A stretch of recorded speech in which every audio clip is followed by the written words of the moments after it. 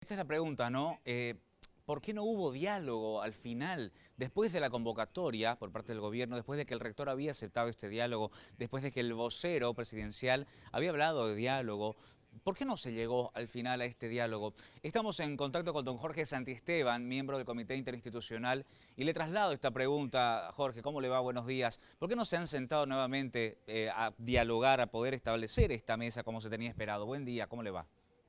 Fernando, muy buenos días. Evidentemente, estamos en una situación interna radical en la que no cede posición teniendo en la mano la solución el gobierno nacional y además agotar todos los esfuerzos, pero sobre todo, Fernando, agotar todos los métodos de resolución de conflictos que debe aplicar el gobierno.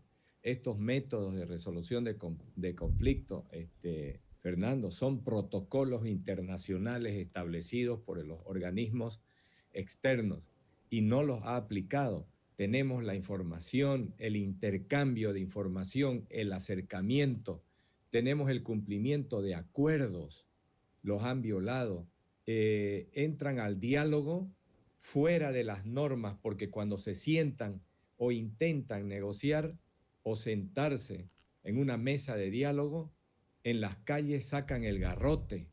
Entonces, están infringiendo los mismos protocolos de resolución de conflictos.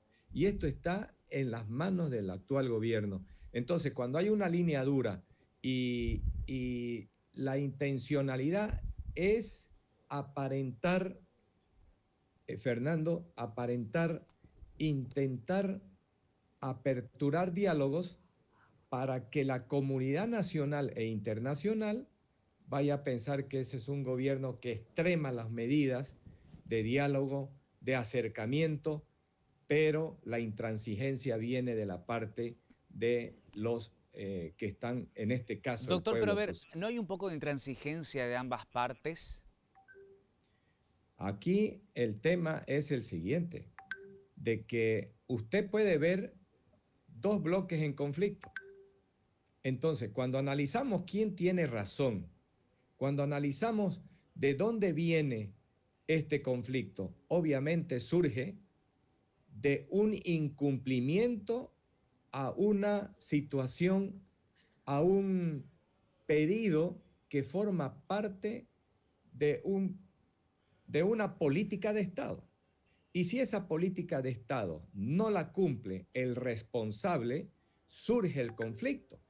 Entonces, ¿cómo puede ceder alguien a quien le están vulnerando su derecho? Es lo mismo que una persona como nosotros. Me vulneran el derecho, se entran a mi domicilio sin autorización, entonces, ¿cómo voy a yo a sentarme a negociar con alguien que no reconoce lo que me está haciendo?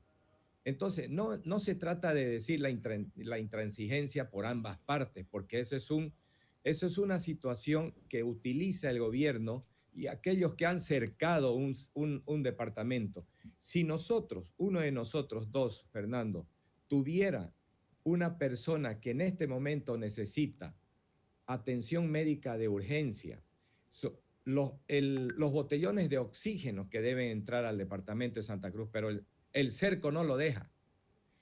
La alimentación para dar a esa gente pobre que se encuentra afuera sin abastecerse desde hace mucho tiempo y la propia población del interior en el que ya los artículos de primera necesidad que mandaban desde Santa Cruz ya han subido de precio. Entonces, una serie de situaciones, aquí lo que debemos evaluar no es quién tiene más intransigencia o menos, o quién tiene más o menos razón, sino simplemente aplicar un acercamiento sincero, haciendo una pausa como se hace en la ley internacional de la guerra, cuando están en guerra los estados, en la pausa se hace pausa tanto en el teatro de operaciones Pero doctor, a como ver, hablar en la de guerra es mesa de fuerte, ¿eh? negociación. Hablar de guerra es fuerte. ¿Pausa por qué? ¿Pausa de quién? Porque habría que La hacer pausa de pausa, ambos lados. pero lógico, lógico, la pausa tiene que ser de ambos lados, pero ¿quién es el que está siendo agredido en este momento? El que hace cerco y la policía que los apoya, que quieren cerrar el cerco para tomar una ciudad. Entonces, ¿cómo puede usted sentarse a negociar cuando el gobierno lo tiene a los policías y los tiene a los grupos radicales que están entrando apaleando a la gente que está haciendo vigilia? Doctor, a ver, La quiero, gente quiero hacer una vigilia, pregunta que no me la hago solamente yo, convengamos en eso. Sí, le hemos ya, escuchado en la calle, diferentes rubros, sectores, personas, incluso los mismos bloqueos, personas que están bloqueando, uno en el afán de tratar de pasar por allí, en el intento de hacerlo, escuchan muchas veces esta pregunta, ¿hasta cuándo? ¿Hasta cuándo va a pasar todo lo que está pasando ahora? ¿Cuándo se va a encontrar al fin una solución? eso es cierto, Fernando, lo que usted dice. Nosotros nos preguntamos eso, ¿hasta cuándo? Eh, hay una, hay una posición que se la puedo dar desde el punto de vista de nosotros los ciudadanos cruceños que tiene también la respuesta en la mayoría. Hasta cuando el gobierno intente sentarse con mucha sinceridad a intentar modificar la fecha, a acercarla lo más que pueda dentro del año 2023, todo lo que se pueda. Y, y automáticamente ahí se viene la pausa y de ahí se viene ya la tranquilidad en ambos lados. Entonces, si no empezamos con las buenas intenciones, pero cuando los ministros, mientras están enfrentándose en las afueras de la ciudad, el ministro, uno de los ministros aparece indicando, no se puede el 2023.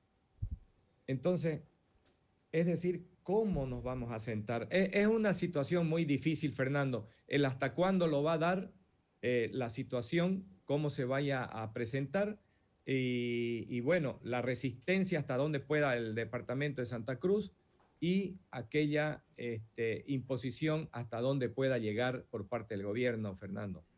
Bien, gracias, don Jorge. Le agradezco, doctor, por estar con nosotros y esperemos que este diálogo realmente se pueda instalar pronto. Que tenga buen día, doctor. Gracias, Fernando, un abrazo, buen día.